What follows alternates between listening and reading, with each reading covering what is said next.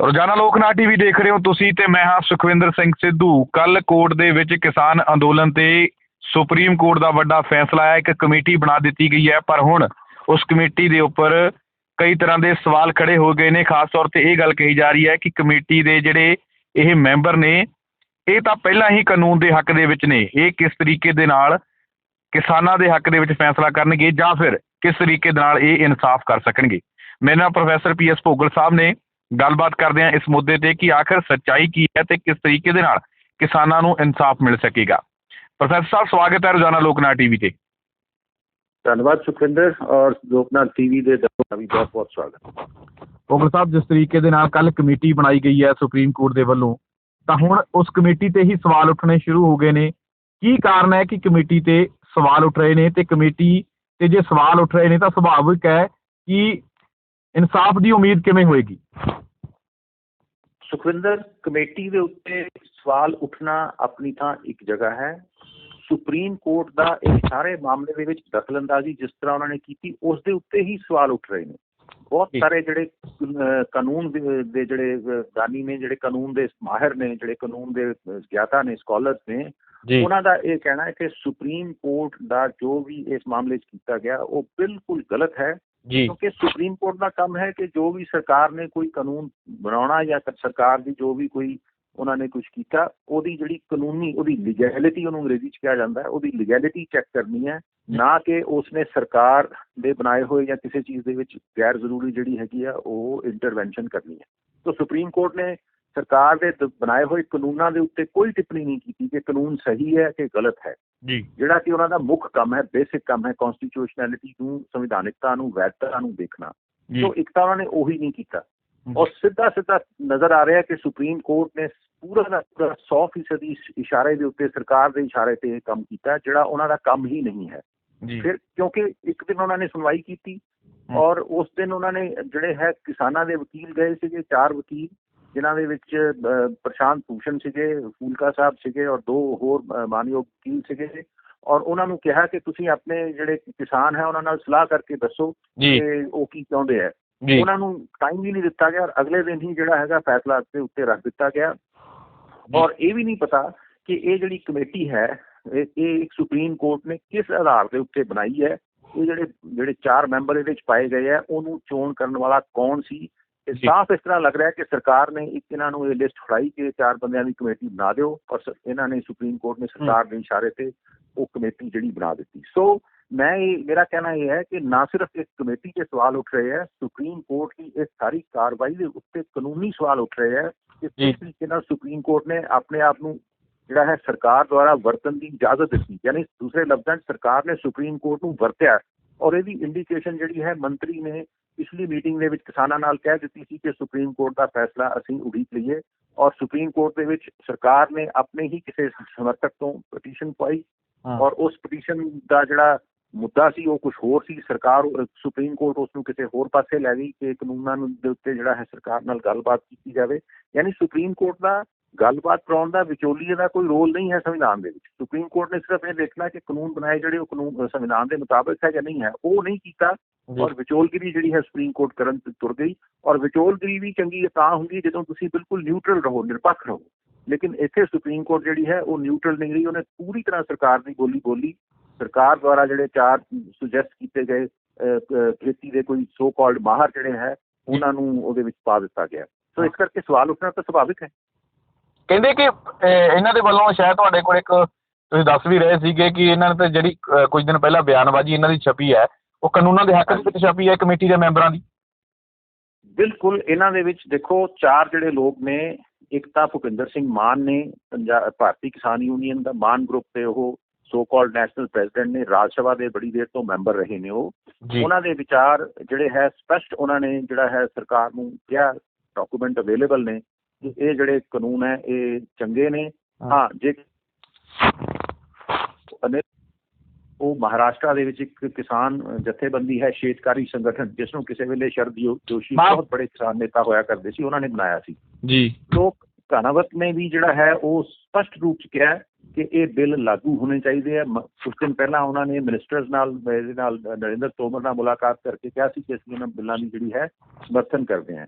ਜੀ। ਇਸੇ ਤਰ੍ਹਾਂ ਪ੍ਰਮੋਦ ਕੁਮਾਰ ਜੋਸ਼ੀ ਨੇ ਜੋ director south Asia international food policy research institute ਦੇ ਵਿੱਚ ਹੈਗੇ ਨੇ, ਉਹਨਾਂ ਦੇ ਵੀ ਜਿਹੜੇ ਹੈ ਆਰਟੀਕਲ ਛਪੇ ਨੇ ਇੰਡੀਅਨ ਐਕਸਪ੍ਰੈਸ ਦੇ ਵਿੱਚ ਔਰ ਫਾਈਨੈਂਸ਼ੀਅਲ ਐਕਸਪ੍ਰੈਸ ਦੇ ਵਿੱਚ, ਜਿਹਦੇ 'ਚ ਸਪਸ਼ਟ ਜਿਹੜਾ ਹੈ ਲਿਖਿਆ ਗਿਆ ਹੈ ਕਿ ਇਹ ਖੇਤੀ ਕਾਨੂੰਨ ਜਿਹੜੇ ਬਣਾਏ ਗਏ ਹੈ ਇਹ ਬਹੁਤ ਵਧੀਆ ਹੈ, ਇਹਨਾਂ ਦੇ ਨਾਲ ਜਿਹੜਾ ਹੈ ਦੇਸ਼ ਨੂੰ ਫਾਇਦਾ ਹੋਏਗਾ, ਕਿਸਾਨਾਂ ਨੂੰ ਫਾਇਦਾ ਹੋਏਗਾ and so on and so fourth. ਇਸੇ ਤਰ੍ਹਾਂ ਚੌਥੇ ਜਿਹੜੇ ਮੈਂਬਰ ਨੇ ਅਸ਼ੋਕ ਗੁਲਾਟੀ, ਉਹਨਾਂ ਦੇ ਵੀ ਆਰਟੀਕਲ ਜਿਹੜੇ ਹੈ ਅਖਬਾਰਾਂ ਦੇ ਵਿੱਚ ਛਪੇ ਹੈ ਬਾਰ-ਬਾਰ, ਔਰ ਉਹਦੇ ਵਿੱਚ ਸਪਸ਼ਟ ਜਿਹੜਾ ਹੈ, ਮੈਂ ਖੁਦ ਇਹ ਸਾਰੇ ਪੇਪਰਸ ਪੜ੍ਹੇ ਹੈ, ਉਹਨਾਂ ਦੇ ਵਿੱਚ ਉਹਨਾਂ ਨੇ ਸਪਸ਼ਟ ਲਿਖਿਆ ਹੈ ਕਿ ਇਹ ਕਾਨੂੰਨ ਕਿਸਾਨਾਂ ਦੇ ਹਿੱਤ ਵਿੱਚ ਨੇ।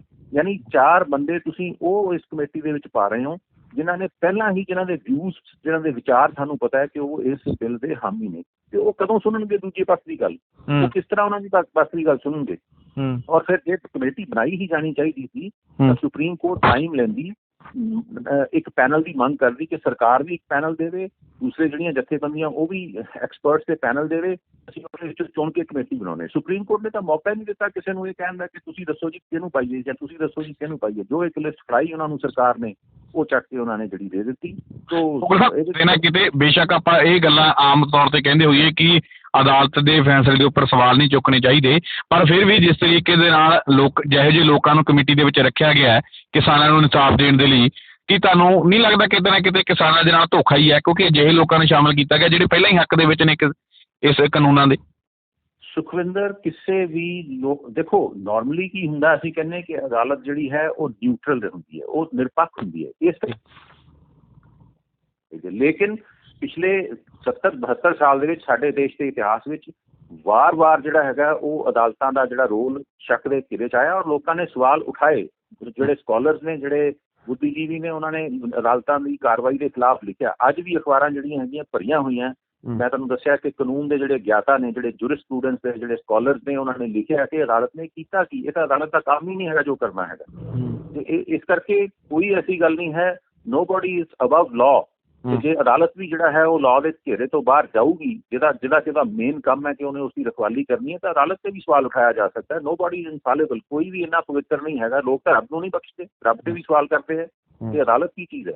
ਸੋ ਇਸ ਕਰਕੇ ਜੇ ਅਦਾਲਤ ਤੇ ਸਵਾਲ ਹੋਇਆ ਤਾਂ ਉਹ ਸਹੀ ਹੋਇਆ।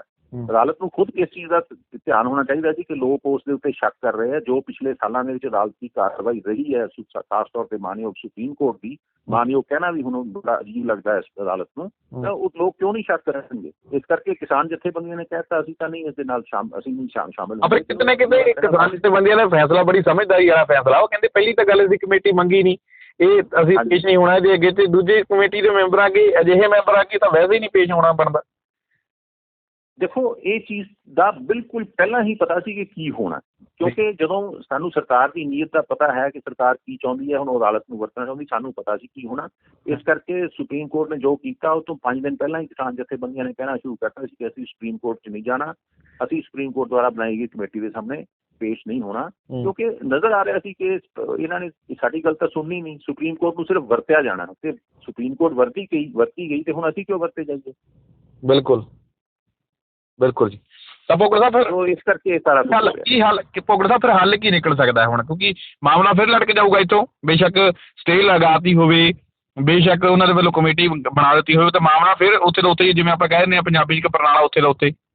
ਨਹੀਂ, ਬਿਲਕੁਲ ਪ੍ਰਣਾਲਾ ਉੱਥੇ ਦਾ ਉੱਥੇ ਹੈ। ਇਹ ਤਾਂ ਹੁਣ ਸਾਡੇ ਜਿਹੜੇ ਕਿਸਾਨ ਜਥੇਬੰਦੀਆਂ ਹੈ ਜਾਂ ਸਾਡੇ ਜਿਹੜੇ ਲੋਕ ਹੈ, ਮੈਂ ਬਾਰ-ਬਾਰ ਕਹਿੰਦਾ ਕਿ ਇਹ ਜਿਹੜਾ ਸਾਰਾ ਮਸਲਾ ਹੈਗਾ ਇਹ ਕਿਸਾਨ ਬਿੱਲਾਂ ਤੱਕ ਹੀ ਸੀਮਿਤ ਨਹੀਂ ਹੈਗਾ। ਇਹ ਇੱਕ ਬਹੁਤ ਵੱਡੀ ਵਿਵਸਥਾ ਹੈ ਜਿਸ ਵਿਵਸਥਾ ਨੇ ਨਾ ਸਿਰਫ ਇੱਕ ਕੰਟਰੋਵਰਸ਼ੀਅਲ ਕਿਸਾਨ ਬਿੱਲ ਬਣਾਏ ਨੇ, ਲੇਬਰ ਕੋਡ ਬਣਾਇਆ, ਸਾਡੇ ਸਮਾਜ ਦੇ ਵਿੱਚ ਜਿਹੜਾ ਹੈ ਉਹ ਧਰਮ ਦੇ ਨਾਂ ਤੇ ਜਿਹੜੀ ਨਫ਼ਰਤ ਫੈਲਾਉਣੀ ਸ਼ੁਰੂ ਕੀਤੀ ਹੈ, ਕਾਰਪੋਰੇਟਸ ਨੂੰ ਇੱਥੇ ਲਿਆਉਣਾ ਸ਼ੁਰੂ ਕੀਤਾ। ਇੱਕ ਬਹੁਤ ਵੱਡਾ ਸਿਸਟਮ ਹੈ। ਬੇਸਿਕਲੀ ਇਹ ਸਾਰੀ ਦੀ ਸਾਰੀ ਜਿਹੜੀ ਕਵਾਇਦ ਹੈ ਉਸ ਸਿਸਟਮ ਨੂੰ ਚੈਲੰਜ ਕਰਨਾ ਪੈਣਾ। ਕਿਸਾਨਾਂ ਨੇ ਪਹਿਲ ਕੀਤੀ, ਇਹਦੇ 'ਚ ਕੋਈ ਸ਼ੱਕ ਨਹੀਂ, ਲੇਕਿਨ ਕਿਸਾਨ ਬਿੱਲਾਂ ਦੇ ਹੱਲ ਹੋਣ ਦੇ ਨਾਲ ਹੀ ਇਹ ਜਿਹੜੀ ਹੈ ਝਗੜਾ ਖਤਮ ਨਹੀਂ ਹੋ ਜਾਣਾ। ਬਿਲਕੁਲ ਇੱਕ ਸਰਕਾਰ ਤੋਂ ਹੱਥ ਪੱਲਾ ਛਡਾਉਣਾ ਪੈਣਾ, ਔਰ ਨਾ ਸਿਰਫ ਸਰਕਾਰ ਤੋਂ ਪੱਲਾ ਛਡਾਉਣਾ ਪੈਣਾ, ਇਹ ਵੀ ਦੇਖਣਾ ਪੈਣਾ ਕਿ ਆਉਣ ਵਾਲੀ ਸਰਕਾਰ ਵੀ ਕੋਈ ਇਹੋ ਜਿਹੀ ਨਾ ਹੋਵੇ ਜਿਹੜੀ ਫਿਰ ਮੁੜ ਕੇ ਉਹਨਾਂ ਹੀ ਘਰਾਣਿਆਂ ਦੇ ਹੱਥਾਂ ਦੇ ਵਿੱਚ ਖੇਲੇ। ਸੋ ਇਸ ਕਰਕੇ ਇੱਕ ਬਹੁਤ ਵੱਡੀ ਲੜਾਈ ਹੈ। ਇਹ ਤਾਂ ਹੁਣ ਸਾਡੇ ਲੋਕਾਂ ਨੂੰ ਆਪ ਮਿਲ ਕੇ ਸੋਚਣਾ ਪੈਣਾ ਕਿ ਅਸੀਂ ਲੜਨਾ, ਕਿ ਹਥਿਆਰ ਸਿੱਟ ਕੇ ਵਾਪਸ ਆ ਜਾਣਾ, ਔਰ ਆਪਣੇ ਆਪ ਨੂੰ ਜਿਹੜੇ ਭੁੱਖੇ ਜਿਹੜੇ ਬੈਠੇ ਨੇ ਕਾਰਪੋਰੇਟ ਹਾਊਸਿਸ, ਇਹਨਾਂ ਦੇ ਰਹਿਮੋ ਕਰਮ ਤੇ ਛੱਡਣਾ। ਸਾਡੇ ਸਾਹਮਣੇ ਹਜ਼ਾਰਾਂ ਐਗਜ਼ਾਮਪਲਸ ਨੇ। ਬੋਲੀਵੀਆ ਦੇਸ਼ ਦੀ ਐਗਜ਼ਾਮਪਲ ਹੈ, ਮੈਕਸੀਕੋ ਦੀ ਹੈ, ਦੂਸਰੇ ਦੇਸ਼ਾਂ ਦੀ ਹੈ, ਜਿੱਥੇ ਇਹ ਪਹਿਲਾਂ ਸਾਰਾ ਕੁਛ ਹੋਇਆ ਜੋ ਸਾਡੇ ਦੇਸ਼ ਦੇ ਵਿੱਚ ਹੁਣ ਕਰਨ ਦੀ ਕੋਸ਼ਿਸ਼ ਕਰ ਰਹੇ, ਉੱਥੇ ਲੋਕਾਂ ਨੇ ਬਹੁਤ ਵੱਡੀ ਕੀਮਤ ਇਸ ਦੀ ਅਦਾ ਕੀਤੀ ਹੈ। ਪਾਣੀ ਵੀ ਜਿਹੜਾ ਹੈਗਾ ਉਹ ਇੰਨਾ ਮਹਿੰਗਾ ਵੇਚਿਆ ਇਹਨਾਂ ਨੇ ਬੋਟਲਸ ਦੇ ਵਿੱਚ ਪਾ ਕੇ ਔਰ ਸਾਰਾ ਕੁਝ ਕਰਕੇ, ਕਿ ਆਮ ਲੋਕਾਂ ਦਾ ਜੀਣਾ ਮੁਹਾਲ ਹੋ ਗਿਆ। ਬਿਲਕੁਲ ਸਾਰੀ ਜ਼ਿੰਦਗੀ ਜਿਹੜੀ ਹੈ ਤੁਹਾਡਾ ਲਾਈਫ ਸਟਾਈਲ ਉਸ ਨੂੰ ਇਫੈਕਟ ਕਰਨ ਦੀ ਕੋਸ਼ਿਸ਼ ਕਰਦੇ ਹੈ। ਤੋ ਇਹ ਤਾਂ ਬਹੁਤ ਵੱਡੀ ਇੱਕ ਮਤਲਬ ਬੜਾ ਵੱਡਾ ਖਤਰਾ ਹੈਗਾ ਜੇ ਇਸ ਨੂੰ ਨਾ ਰੋਕਿਆ ਗਿਆ। ਕਿਸਾਨ ਬਿੱਲ ਉਹਦਾ ਇੱਕ ਅਲਾਮਤ ਹੈ, ਜਿਵੇਂ ਕੋਈ ਬਿਮਾਰੀ ਹੁੰਦੀ ਹੈ ਨਾ, ਉਹਦੇ ਕਈ ਸਿੰਪਟਮਸ ਹੁੰਦੇ ਨੇ ਕਿ ਜੀ ਸਿਰ 'ਚ ਦਰਦ ਹੋ ਰਿਹਾ, ਲੱਤਾਂ ਦੁਖਦੀਆਂ ਫਲਾਣ, ਇਹ ਇੱਕ ਸਿਰ ਦਰਦ ਜਿਹੜੀ ਹੈਗੀ ਉਹਦੀ ਇੱਕ ਅਲਾਮਤ ਹੈ। ਹੋਰ ਬੜੇ ਸਿੰਪਟਮ ਨੇ। ਜੇ ਨਾ ਲੜਿਆ ਗਿਆ ਇਸ ਨੂੰ, ਇਸ ਫੈਸਲਾ ਕੋਲ ਲੜਾਈ ਨਾ ਕੀਤੀ ਗਈ, ਔਰ ਇਹ ਲੜਾਈ ਇਕੱਲੇ ਪੰਜਾਬ, ਹਰਿਆਣਾ, ਰਾਜਸਥਾਨ ਦੇ ਕਿਸਾਨ ਨਹੀਂ ਕਰ ਸਕਦੇ, ਸਾਰੇ ਦੇਸ਼ ਦੇ ਜਿਹੜੇ ਲੋਕ ਨੇ, ਸਮਝਦਾਰ ਲੋਕ ਨੇ, ਉਹਨਾਂ ਨੂੰ ਇਸ ਦੇ ਇੱਕ ਵਾਰ ਖਿਲਾਫ ਲਾਮਬੰਦ ਹੋ ਕੇ ਇਕੱਠੇ ਹੋ ਕੇ ਲੜਨਾ ਪੈਣਾ। ਔਰ ਇਹਨਾਂ ਦੀ ਜਿਹੜੀ ਇਹਨਾਂ ਦੀ ਫਿਰਕੂ ਜਿਹੜੀ ਤਰੀਕਾ ਹੈਗਾ ਕਿ ਲੋਕਾਂ ਨੂੰ ਵੰਡਣਾ ਕਿਵੇਂ ਹੈ, ਜੋ ਇਹ RSS BJP ਕਰ ਰਹੀ ਹੈ, ਉਸ ਤੋਂ ਖਬਰਦਾਰ ਰਹਿਣਾ ਪੈਣਾ। ਦੇਖੋ, RSS ਜਾਂ BJP ਦਾ ਵਿਰੋਧ ਬਿਲਕੁਲ ਹਿੰਦੂ ਦਾ ਵਿਰੋਧ ਨਹੀਂ ਹੈ। ਬਹੁਤ ਅੱਛੇ ਸਿਆਣੇ ਸੁਹਿਰਦ ਹਿੰਦੂ ਲੋਕ ਸਾਡੇ ਦੇਸ਼ ਦੇ ਵਿੱਚ ਹੈ, ਹਜ਼ਾਰਾਂ ਮੇਰੇ ਦੋਸਤ ਨੇ ਜਿਹੜੇ ਸਾਰੀਆਂ ਚੀਜ਼ਾਂ ਨੂੰ ਸਮਝਦੇ ਨੇ, ਸਤਿਕਾਰ ਹੈ ਆਪਸ ਦੇ ਵਿੱਚ। ਤੋ ਇਹ ਇੱਕ ਖਾਸ ਕਿਸਮ ਦੀ ਵਿਚਾਰਧਾਰਾ ਹੈ ਕਿ ਜਿਸਨੇ ਉਹਦੇ ਆਪਣੇ ਨਾਂ ਦੇ ਉੱਤੇ ਜਿਹੜਾ ਹੈਗਾ ਇਸ ਤਰ੍ਹਾਂ ਦਾ ਗਲਬਾ ਧਰਮ ਦਾ ਜਿਹੜਾ ਹੈਗਾ ਜੋੜਿਆ ਹੋਇਆ, ਉਸ ਧਰਮ ਨਾਲ ਇਹਦਾ ਕੋਈ ਲੈਣਾ ਦੇਣਾ ਨਹੀਂ ਹੈਗਾ। ਤੋ ਇਹ ਸਾਰਾ ਜਿਹੜਾ ਖਬਰਦਾਰ ਹੋ ਕੇ ਇਹ ਸਾਨੂੰ ਸਾਂਝੀ ਲੜਾਈ ਲੜਨੀ ਪੈਣੀ ਹੈ, ਸਾਰੇ ਦੇਸ਼ ਦੀ ਲੜਾਈ ਹੈ, ਫਿਰ ਹੀ ਛੁਟਕਾਰਾ ਹੋਊਗਾ ਇਸ ਤੋਂ। ਜੀ ਭੋਗਲ ਸਾਹਿਬ, ਤੁਸੀਂ ਸਾਡੇ ਨਾਲ ਜੁੜੇ, ਤੁਹਾਡਾ ਬਹੁਤ ਬਹੁਤ ਧੰਨਵਾਦ। ਨਵੀਂ ਅਪਡੇਟ ਲਈ ਤੁਹਾਡੇ ਨਾਲ ਫਿਰ ਰਾਬਤਾ ਕਾਇਮ ਕਰਾਂਗੇ ਜੀ। ਮੇਰੀਆਂ ਸਭ ਨੂੰ ਬਹੁਤ ਸ਼ੁਕਰੀਆ।